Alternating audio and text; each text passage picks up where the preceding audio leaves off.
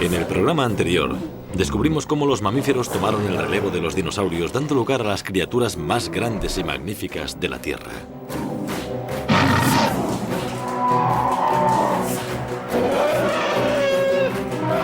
Pero luego, al final de la última era glaciar, todo fue horriblemente mal. La mayoría de los animales gigantes desaparecieron. Ello coincidió con el ascenso del hombre, y a menudo se le ha echado la culpa a él.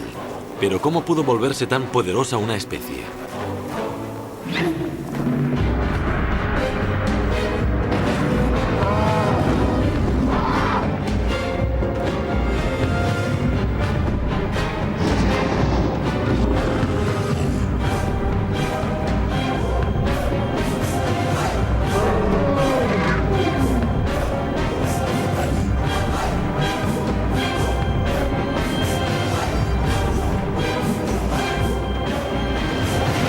Caminando entre las bestias.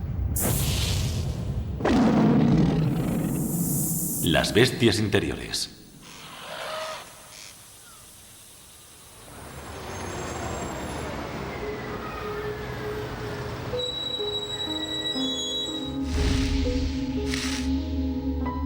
A los humanos nos gusta considerarnos únicos.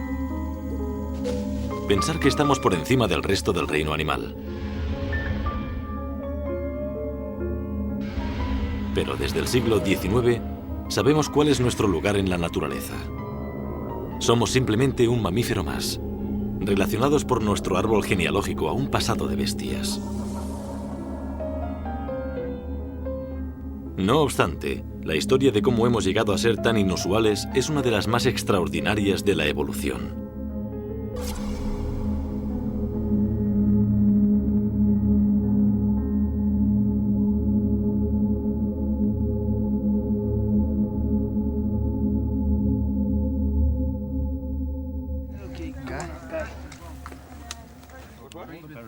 Es fácil entender por qué pensamos que somos tan diferentes.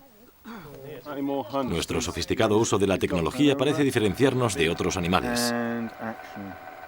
Nuestra sofisticada habilidad para crear herramientas nos permite reproducir todo, desde herramientas de piedra a animales artificiales. Otra vez, por favor. Arriba, bien. Y abajo, bien. Paseando con las bestias es la historia del ascenso de los mamíferos y nuestra historia. Y la historia de nuestros antepasados es parte integrante de eso.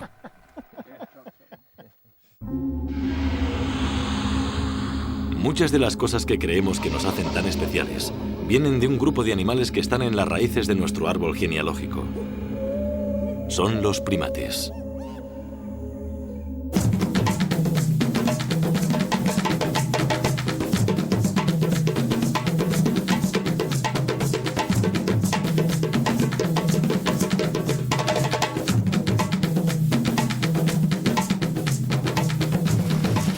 Hoy en día los hay de todas las formas y tamaños, con gran variedad de barbas y peinados. Estos animales forman un grupo muy variado y son muy sociables e inteligentes. Y gran parte de lo que somos viene de este grupo de criaturas.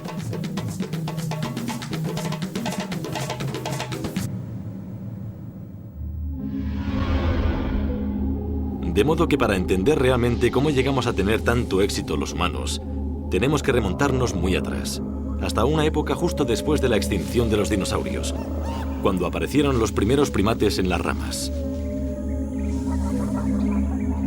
Algunos de los primeros primates eran extraordinariamente parecidos a los lémures que existen todavía ahora. Todavía tienen las características que diferenciaron a los primeros primates de otros mamíferos arbóreos.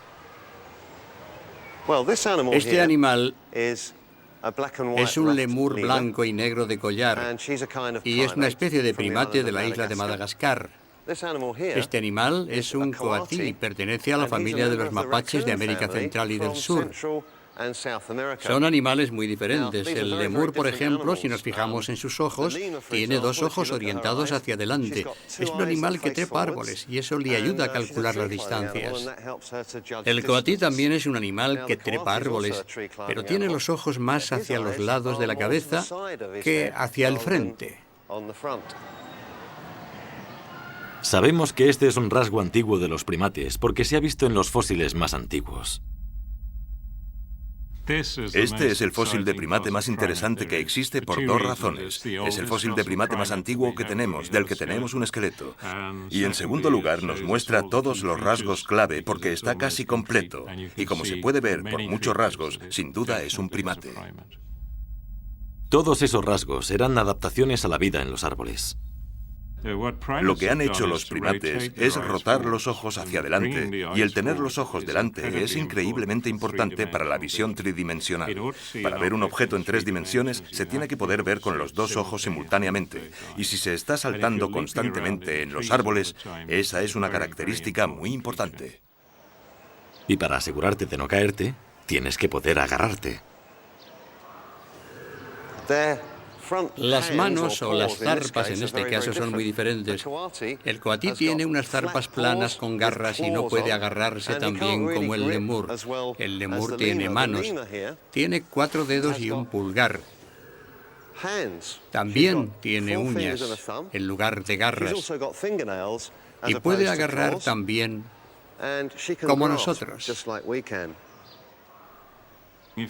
Si se quiere saltar sobre superficies anchas como troncos de árboles, tener garras como ganchos es una buena idea. Se clavan y uno puede moverse. Pero si el soporte al que se salta es más fino, las garras no son tan efectivas. Es mucho mejor poder agarrarse en forma de pinza.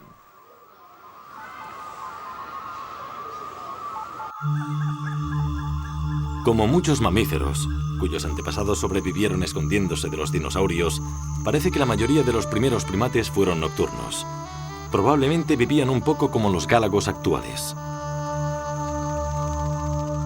Los gálagos son solitarios y ven en blanco y negro, pero su fantástica coordinación entre manos y ojos les permite atrapar comida al vuelo y saltar por las copas de los árboles a gran velocidad. Y aquí es probablemente donde empezó la historia de los humanos, saltando por las ramas en medio de un bosque oscuro. Estoy convencido de que muchos de los rasgos primitivos de los primates fueron absolutamente fundamentales para nuestra propia evolución, de que proporcionaron la base de lo que somos ahora. Un ejemplo muy bueno es el de los grandes ojos orientados al frente, que permiten la visión tridimensional en conexión con el cerebro. Y las manos asideras, porque una vez usas las manos asideras delante de los ojos, recibes la información de que puedes sostener algo con las manos y lo puedes manipular. Y esa es la base fundamental de la creación de herramientas, que fue uno de los grandes avances en la evolución humana. El siguiente capítulo de nuestra historia evolutiva llegó cuando los primates abandonaron la noche y salieron a la luz del día.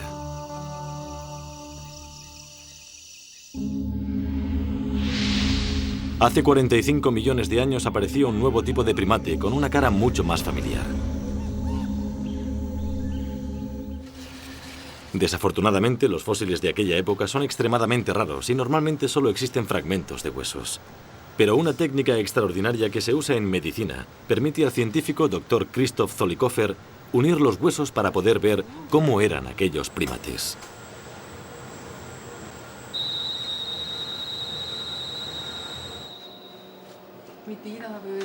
Usando un escáner, toman imágenes tridimensionales de los fragmentos y luego las manipulan con el ordenador. La idea básica era unirlas como un puzzle tridimensional. Aquí se pueden ver los fragmentos de la mandíbula inferior y aquí los de las 2 mandíbulas superiores.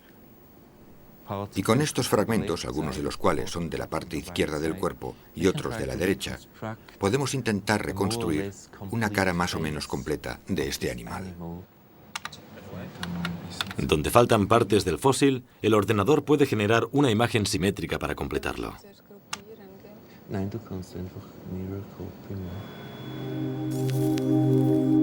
Para poder ver bien este animal, los científicos pueden ir más lejos y usar el ordenador para construir una maqueta. Guiado por la imagen tridimensional, un láser traza la forma exacta del fósil capa a capa sobre una resina sensible a la luz.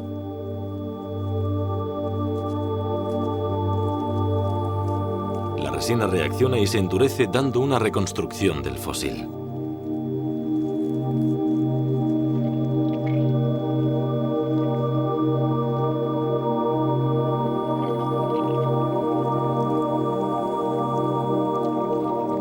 Este es un momento extraordinario. Una oportunidad para el paleontólogo Bob Martin de encontrarse cara a cara con la nueva etapa de la evolución del hombre: los monos.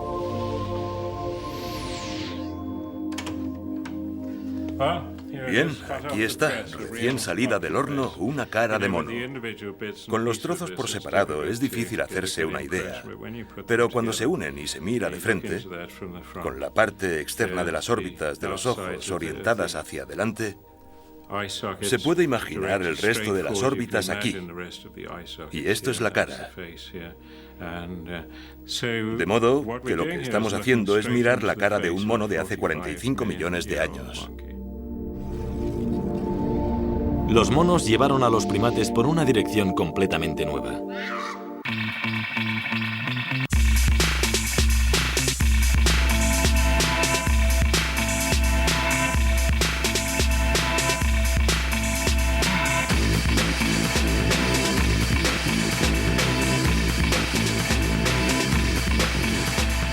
Al vivir durante el día, adquirieron un aspecto nuevo comparados con los primeros primates. Tienen las caras más planas y su visión es extraordinaria. No solo pueden ver en 3 dimensiones, también ven el mundo en color. La primatóloga doctora Louise Barrett sabe lo importante que es eso para la supervivencia. La visión en color es muy útil para los monos porque depende mucho de la fruta como parte de su dieta. No comen insectos y esa clase de cosas. De modo que poder identificar la fruta madura es muy útil, y la fruta madura normalmente tiene colores vivos, como rojo o amarillo. No es probable que sea verde.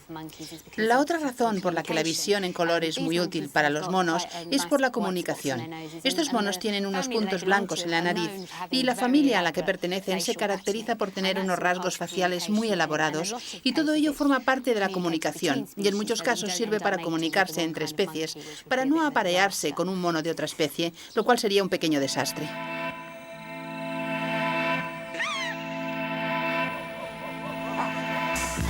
Los monos con caras planas y narices pequeñas tuvieron que sacrificar su sentido del olfato, pero sus caras bonitas lo compensaron. Puesto que los monos no dependen tanto del olor, para comunicarse pueden tener un hocico mucho más reducido. Su nariz ya no es húmeda y no tienen la división del labio superior como los primates inferiores y otros mamíferos. Eso significa que al tener un labio superior más móvil y mucha más libertad para los músculos faciales, se puede tener una gama mucho mayor de expresiones faciales. Eso es muy importante porque son animales que no tienen órganos para el habla. No pueden hablarse unos a otros, dependen de sus expresiones faciales para comunicarse. Así, por ejemplo, una amenaza a menudo se expresa moviendo las cejas de arriba abajo de esta manera. Y la sumisión se puede expresar igualmente usando lo que se llama una sonrisa de sumisión, mostrando los dientes así. Mientras que nosotros mostramos los dientes para sonreír en un gesto amistoso, el suyo es como un gesto de temor, como diciendo tengo mucho miedo y no te haré ningún daño.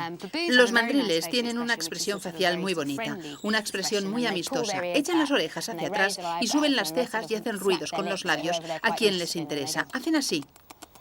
Y a eso se llama la expresión ven acá, lo cual me parece muy apropiado.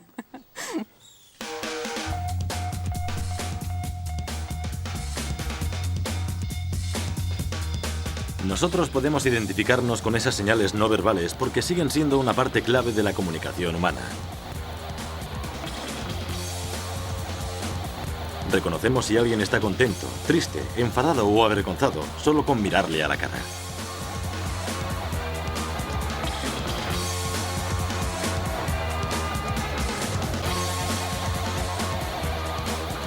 Todo esto empezó en la prehistoria, con los monos diurnos, porque tenían una vida social muy activa. Volverse diurnos presenta nuevos retos porque eres mucho más vulnerable a diferentes tipos de depredadores que actúan de maneras diferentes. Y la opción de los monos fue la vida en grupo, de modo que la mayoría de monos viven en grupos y son intensamente sociales. Pasan gran parte del día aseándose unos a otros. Les preocupa mucho el quién es quién y quién está haciendo qué con quién, y estar al corriente de lo que hacen todos. Y más o menos se centran en eso y se han convertido en una especie de animales políticos y maniobran y y usan sus relaciones sociales para avanzar en el juego y para mejorar su posición en el grupo, para poder tener la mejor comida, los mejores aliados y esa clase de cosas. Todo ese entretejido tuvo un profundo efecto en otra parte del cuerpo de los monos. Y para hacer eso, la cabeza tiene que trabajar mucho para seguir la pista de quién es qué y quién es quién. Es como un gran culebrón y tienes que estar al corriente en todo momento, de lo contrario sufrirás las consecuencias. Y esa presión de estar siempre al día, de saber siempre lo que pasa en el grupo, hizo que se desarrollase una función más cognitiva, un cerebro mejor en resumen.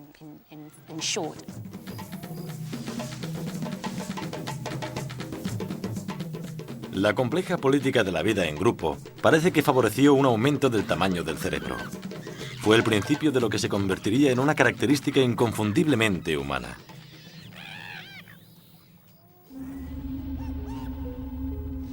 Los monos se extendieron por todo el mundo y no tardó mucho en aparecer una nueva rama de primates inteligentes.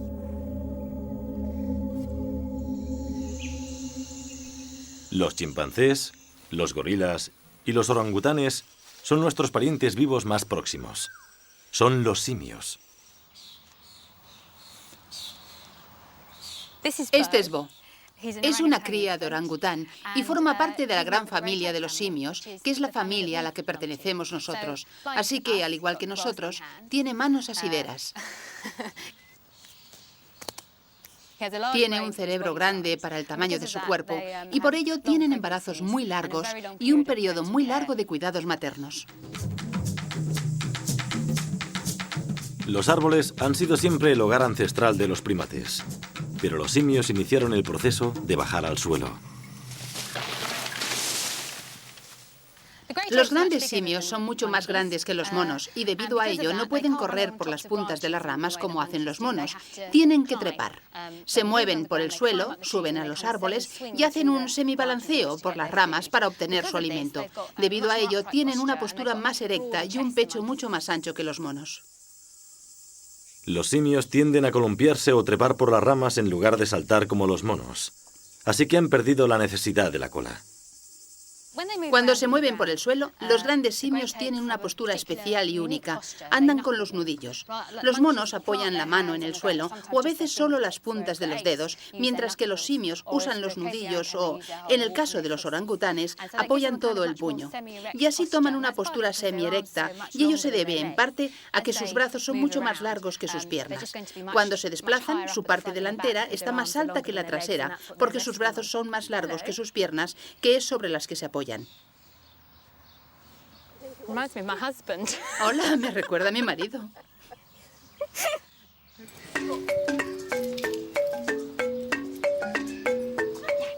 Puede que los simios sean parientes próximos, pero sabemos que no son familia. Debió haber un momento en la evolución en que nuestros antepasados se separaron de los simios y tomaron otro camino.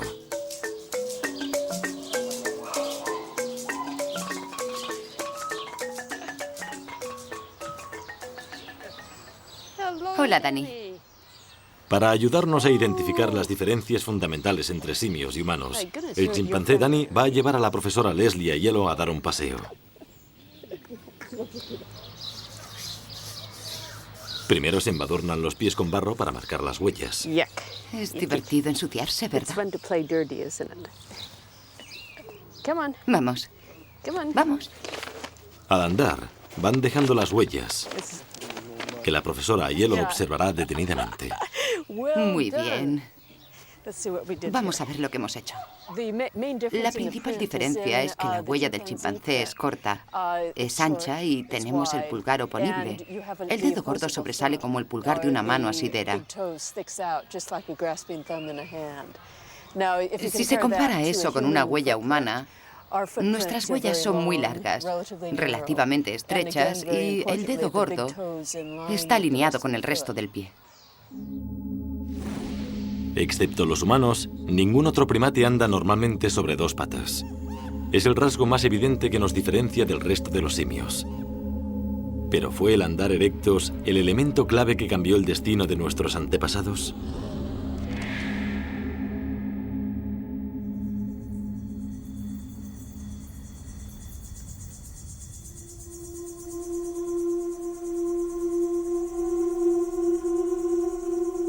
En 1972 se descubrió en Tanzania una de las evidencias más interesantes relacionadas con la evolución humana. No era un hueso fosilizado, sino un rastro de huellas conservadas en ceniza volcánica. Se cree que las hizo una criatura extraordinaria que anduvo sobre esta tierra fangosa hace más de 3,5 millones de años.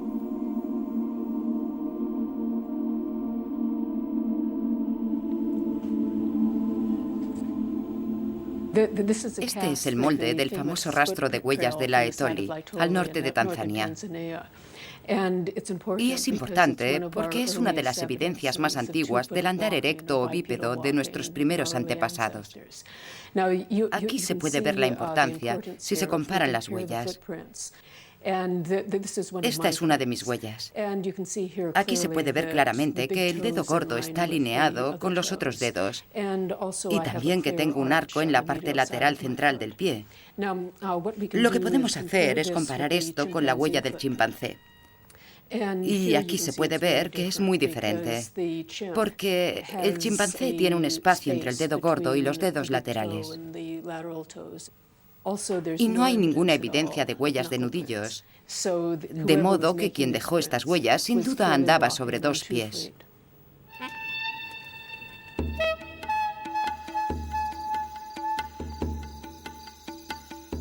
Cuando encontremos evidencias de andar erecto, tendremos pruebas concluyentes de que tenemos algo que pertenece a la línea humana y no a la de los simios. Por lo que sabemos de la evolución humana a partir de los fósiles, el andar erecto fue primero. Fue anterior a la expansión del cerebro. Precedió al uso de herramientas. Así que cuando encontremos una cosa así, podremos estar seguros al 100% de que se trata de algo que es un antepasado humano y no un antepasado simio.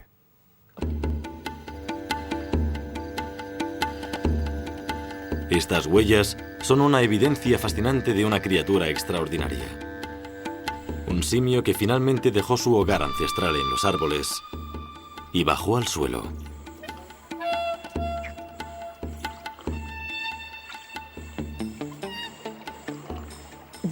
Es muy interesante porque es una prueba de comportamiento. No tenemos que deducir la función por los huesos. Podemos verla aquí. Es exactamente como andar por una playa o ver tus huellas en el suelo mojado del baño. Podemos saber lo que pasaba. Es como una foto en el tiempo. Y podemos imaginarlos andando por esa llanura cubierta de cenizas de modo muy similar a como lo haríamos nosotros ahora. La identidad de esta criatura fue confirmada finalmente cuando se encontró un esqueleto de aquella época que parecía en parte simio y en parte humano, llamado Australopithecus.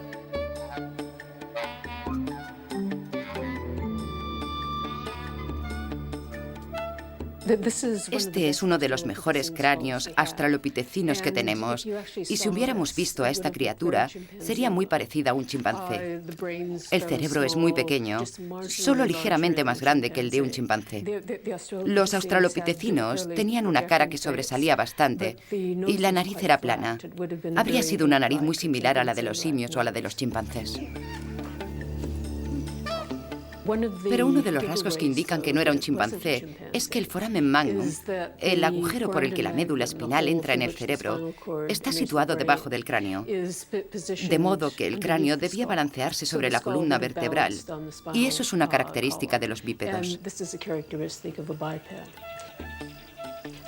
Así que este individuo, aunque mirándolo superficialmente se parecía a un chimpancé, andaría sobre 2 patas y pertenecería a la línea de los humanos. El esqueleto y las huellas proporcionaban evidencias para que los animadores de Paseando con las Bestias construyeran un Australopithecus. Pero al no existir ningún ejemplar vivo actualmente, los animadores necesitaron mucho asesoramiento de los científicos para crear uno que se moviera. Una de las cosas que creo que no van a funcionar con este es simplemente el hecho de que está muy inclinado. Nunca tiene las patas rectas, si te imaginas... Es difícil que ande así. Exacto. Si intentas andar así... Pero nunca lo hará. No, tiene dos pies en el suelo. No sé, imagínate que estás así un rato. Sí. Es un poco difícil ir a cualquier parte haciendo esto. Empiezo a sentir tensión en los muslos. No creo que esto funcione. Es una buena postura. Es muy natural. Muy atractivo. Lo primero que hice fue esta manera de andar. Mi impresión inicial era un andar muy parecido al chimpancé, porque pensé, intentemos eso antes. Y luego, básicamente lo hice más vertical, más erecto. Estas animaciones son muy aproximativas, solo para darnos una idea. Este es casi creíble porque está más erecto y tiene el ritmo básico del andar de los humanos. Pero hay muchos movimientos para llevar adelante las piernas que no son eficientes. Esto es de cuando... Aquí es cuando estaba probando la coordinación alternativa de hombro y cadera que nos dijo el científico. Y está casi logrado, pero da sensación de incomodidad. Se ve mucho esfuerzo en cada paso. Casi da la impresión de que esté sacando los pies del barro. Parece que tenga los pies pegajosos, por ejemplo. Y de ese pasamos a lo que es el modelo terminado, el cual, aunque no es muy parecido a un chimpancé o a un simio, tampoco parece perfectamente humano, de modo que es algo intermedio. Y al mismo tiempo no parece que esté invirtiendo mucho esfuerzo para desplazarse, y esa es la idea del caminar.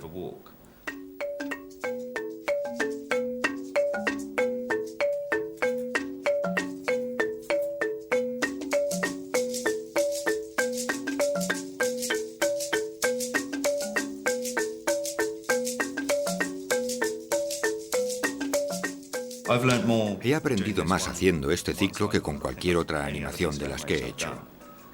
Se puede ver esta cosa casi desarrollándose, evolucionando en la pantalla, lo cual fue muy interesante. Y cuando llegas al punto en que parece casi humano, de pronto te dices, no, no es tan humano, ¿verdad? Entonces es cuando casi lo tienes, porque básicamente así es como debía ser el Australopithecus, no era del todo simio, no era del todo humano. En cierto modo, el andar erecto hacía que el Australopithecus estuviera más cerca de los humanos que de los simios. Pero, ¿significa eso que empezase a comportarse del mismo modo? Con las manos libres para usar herramientas, ¿se había convertido en una criatura que había empezado a tener el control sobre los animales que le rodeaban?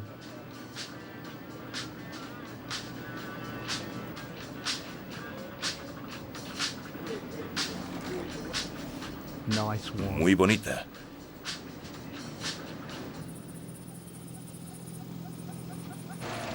El científico sudafricano Dr. Bob Brain ha hecho un estudio meticuloso de los restos de la especie de Australopithecus del sur.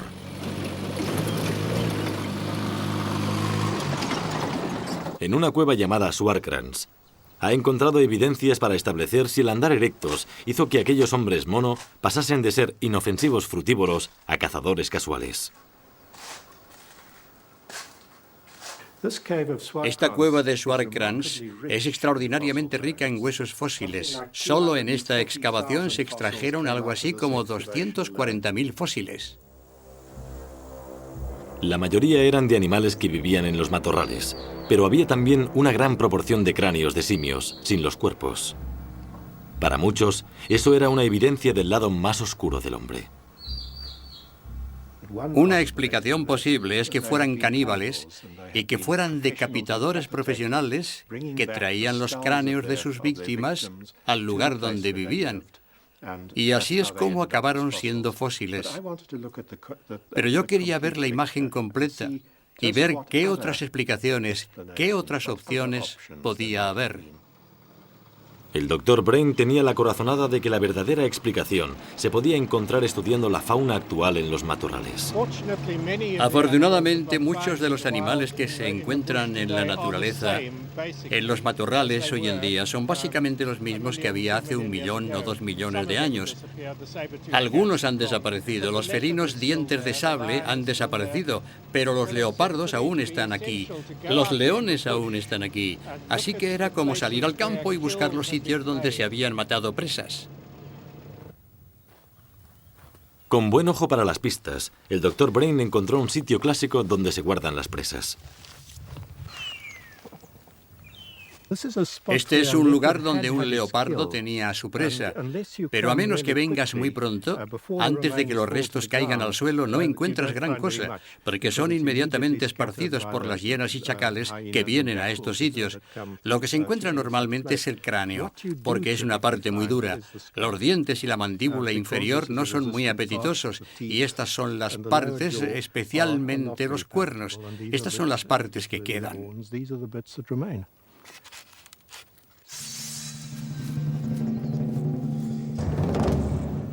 La triste verdad de lo que ocurría en realidad se hizo patente en uno de los fósiles. Una de las evidencias realmente interesantes que encontramos en los fósiles de Swartkrans nos la aportó esta parte del cráneo. Pertenece a la parte posterior del cráneo de un niño de unos 10 u 11 años y tiene 2 agujeros en los huesos parietales. Extrañamente, la separación entre estos 2 agujeros corresponde casi exactamente con la separación de los colmillos inferiores de un leopardo. Así que una posible reconstrucción que sugerimos fue que un leopardo mató al niño y lo arrastró hasta el lugar donde iba a comerlo, en la parte baja de la cueva de Swartkrans, y que este, como muchos fósiles más de la cueva de Swartkrans, no son nada más que restos de comidas de felinos. De modo que el andar erectos nos ayudó a avanzar. Pero seguimos siendo comida para felinos. Para un hombre mono, vivir en la sabana relativamente abierta creo que debía dar bastante miedo. No solo eran criaturas bastante pequeñas, sino que tenían muy pocas defensas naturales. No tenían dientes grandes, colmillos o garras, y había una gran variedad de depredadores peligrosos que siempre estaban acechando a su alrededor. Aparte de los carnívoros que conocemos actualmente, como el león, el leopardo y varias hienas, había toda una gama de carnívoros más, como los felinos de dientes de sable, que siempre estaban al acecho, a la espera de una comida fácil.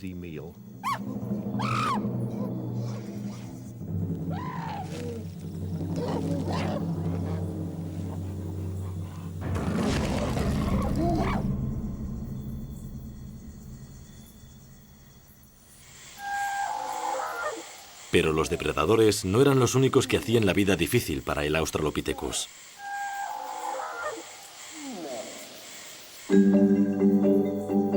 Hace 2,5 millones de años el tiempo dio un cambio a peor. Se volvió más frío y más seco. Fue el inicio de la era glaciar y el clima cambiante tuvo un efecto profundo sobre nuestros antepasados. Parece que a medida que las condiciones se volvían más difíciles para la supervivencia, se intentaron 2 estrategias diferentes. Una fue la que usaron los robustos hombres mono, que tenían un cráneo muy característico, normalmente con una cara plana y ancha, y su estrategia parece que fue la de hacerse fuertes ellos mismos para vencer las condiciones realmente difíciles, dando lugar a un individuo de aspecto duro y robusto. Esa era una alternativa. La otra, que se dio en nuestro linaje humano y prehumano, fue simplemente un aumento del tamaño del cerebro. Y eso se refleja desde el principio del linaje humano. Y en el caso de estas criaturas, parece que se basaban en el ingenio más que en la fuerza. Y de las 2 opciones, esta resultó ser la que tuvo éxito.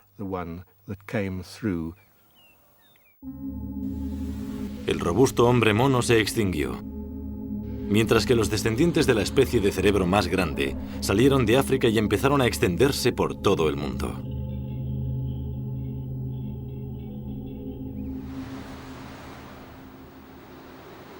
Los que llegaron hasta el norte de Europa tuvieron que enfrentarse por primera vez al permafrost y los inviernos helados.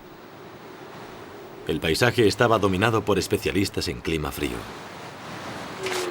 El megaloceros, un ciervo gigante, rinocerontes lanudos y manadas de magníficos mamuts. El único primate que podía sobrevivir en estas condiciones era un humano altamente especializado y adaptado al frío. Era un neandertal.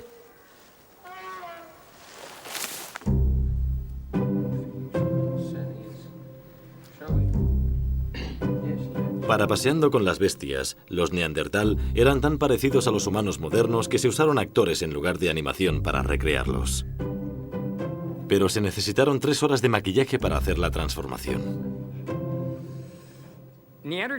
Los rasgos del Neandertal, y en especial los rasgos de su cara, formaban una parte importante de su adaptación total. Lo que se vería es una mandíbula que sobresale hacia adelante, unos lomos de las cejas muy grandes, una frente baja. La enorme y carnosa nariz del Neandertal es muy interesante porque, de hecho, es una adaptación al clima frío. La nariz grande calentaba y humidificaba el aire al pasar a los pulmones y ayudaba al hombre a mantener índices de actividad muy altos en un clima frío. De hecho, sospecho que las narices estaban moqueando buena parte del tiempo y que probablemente no era muy agradable ver a los Neandertal cuando estaban realizando actividades físicas. En realidad, debían ser personas bastante feas. ¿Cómo dice?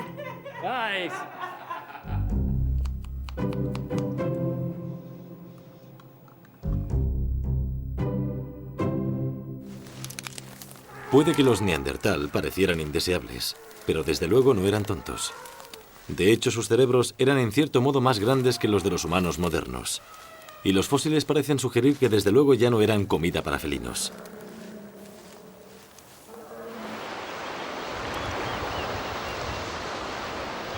Evidencias de que su relación con los animales había cambiado han sido halladas en la isla de Jersey, en el Canal de la Mancha.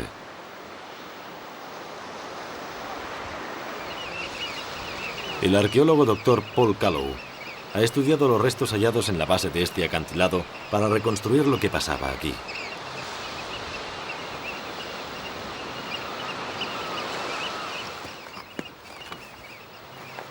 Aquí se han encontrado cientos de huesos y cuentan una historia extraordinaria.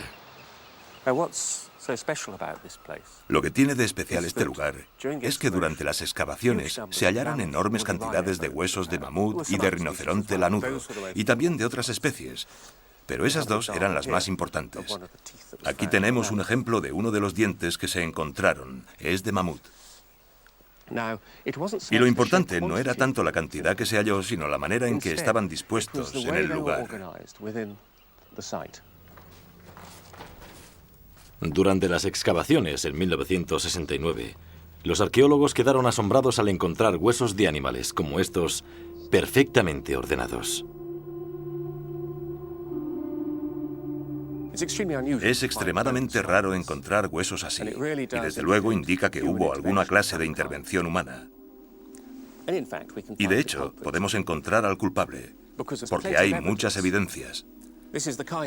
Esta es la clase de herramienta que hacía el hombre de Neandertal, y si nos fijamos en algunos huesos, podemos encontrar una especie de rasguños que se hicieron al usar herramientas de piedra para separar la carne del hueso.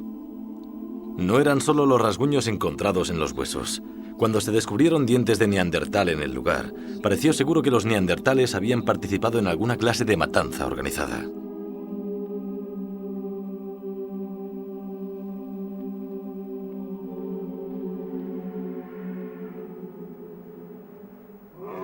Pero el misterio era cómo habían llevado a tantos animales gigantescos a aquel lugar. El Dr. Callow cree que el acantilado nos da una pista. Imaginemos, en lugar del paisaje costero actual, una extensa llanura con hierba que se extendía a lo largo de muchos kilómetros, y en la llanura, una manada de mamuts y quizá algunos rinocerontes peludos pastando. Si los hombres de Neandertal se podían situar detrás de ellos y conducirlos hacia aquí, hacia donde estoy sentado, una vez les habían cortado la retirada y los hacían avanzar hacia aquí, no podían ir a ninguna parte excepto abajo, a este barranco.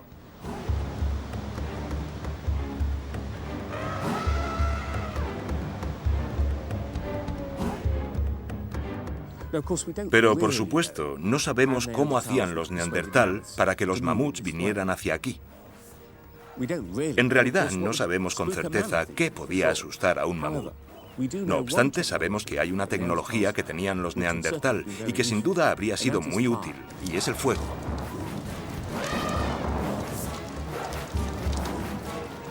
En el mismo barranco hay masas de carbón y huesos quemados. Y con el fuego encendido detrás de los mamuts y los vientos en la dirección adecuada, no les quedaba más opción que venir en esta dirección.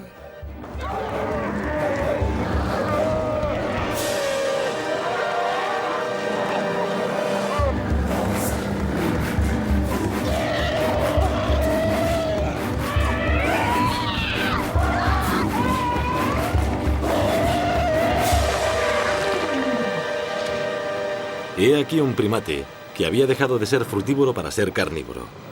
Y casualmente estos cazadores profesionales habitaban la Tierra cuando los mamíferos gigantes empezaron a desaparecer.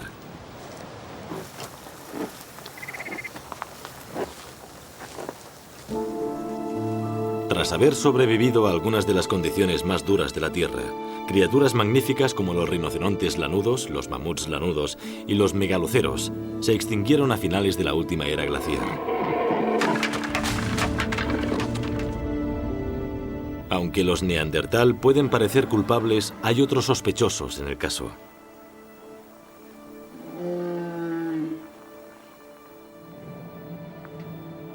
Primos de los neandertal llegaron a Europa justo hacia la época en que los grandes mamíferos empezaron a extinguirse. En lugar de estar adaptados al frío, sus cuerpos eran más altos y finos que los de los neandertal. Sus cráneos eran más altos y redondeados. Tenían barbillas huesudas y les faltaban los lomos de las cejas. Se llamaban cromañón. Eran humanos modernos. Me temo que es eso. Aparentemente, los cromañón parecían mal equipados para sobrevivir en las duras condiciones. No tenían adaptaciones físicas para el frío. El clima de la era glaciar era extremadamente duro. Con nuestros delgados cuerpos tropicales, los humanos no podíamos sobrevivir aquí. Si estuviera desnudo, me moriría en una hora. Pero desarrollamos culturas complejas y tecnologías complejas para sobrevivir. Las tecnologías modernas usan fibras sintéticas. En la era glaciar, lo que tenían era animales. Eran capaces de matar animales, usar la carne como comida, usar las pieles como vestido, usar los huesos y los cuernos para hacer herramientas, y con aquellas cosas sencillas, combinadas de una manera muy sofisticada, los humanos lograron vivir en estos ambientes tan difíciles. Los cromañón eran inventores. Tenían una gama de herramientas mucho mayor que la de los neandertal y usaban una gran variedad de materiales. Sobrevivieron porque eran adaptables.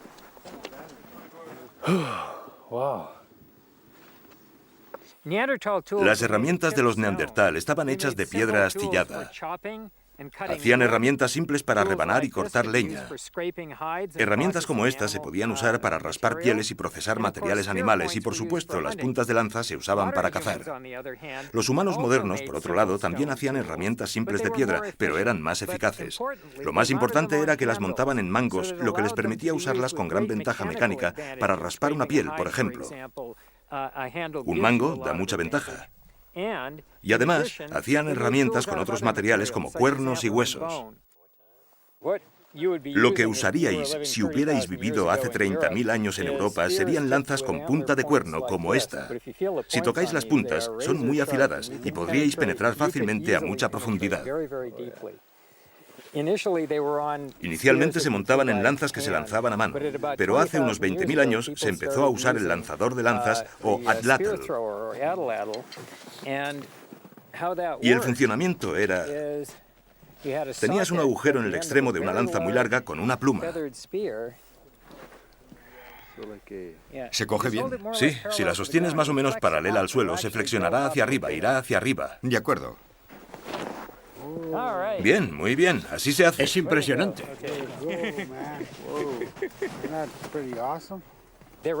Representaron un aumento revolucionario de la potencia de fuego, por así decirlo, porque podía matar animales a una distancia muy significativa y estando a salvo.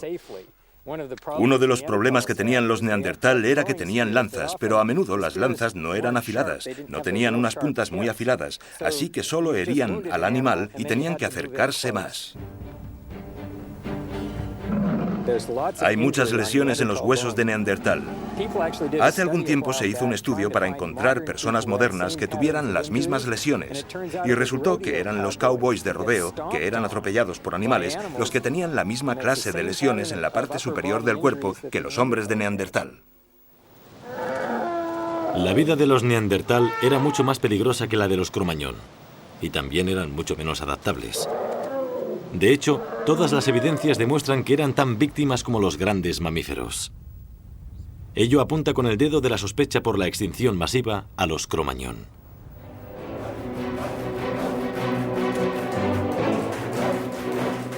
¿Fueron sus habilidades superiores para la caza las que iniciaron la catástrofe?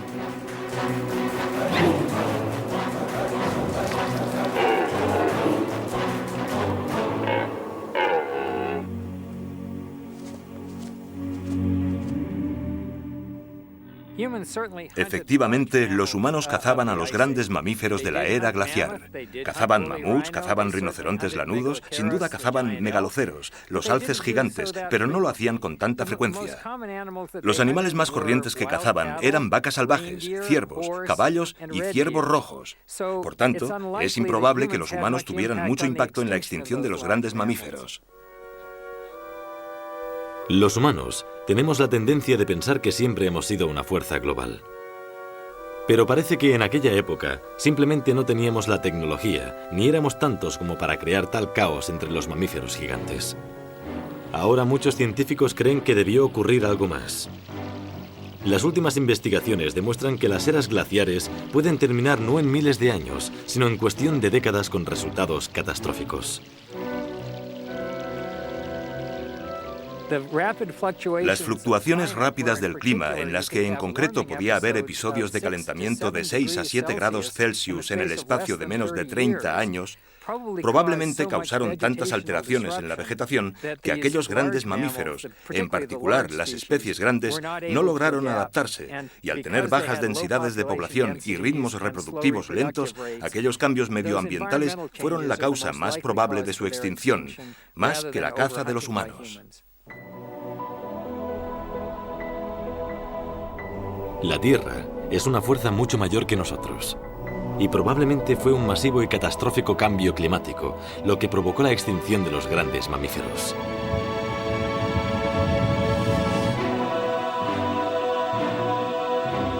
A pesar de nuestra sensación de poder sobre la Tierra y sus animales actualmente, somos vulnerables.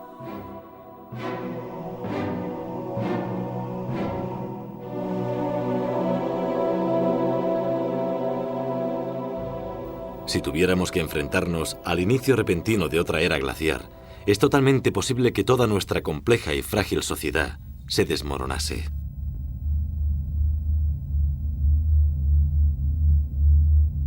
Pero no nos preocupemos, probablemente no ocurrirá durante nuestra vida. Always look on the bright side of life. Always look on the light side of life. Hey. Always look on the bright side of life. Come on.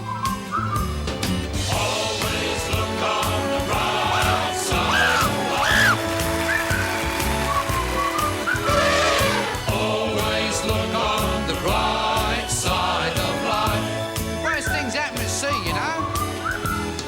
Always look on the bright side. I mean, what you got to lose? You know, you come from nothing, you're going back to nothing. What you lost? Nothing. Always look on the bright side of life. Nothing will come from nothing.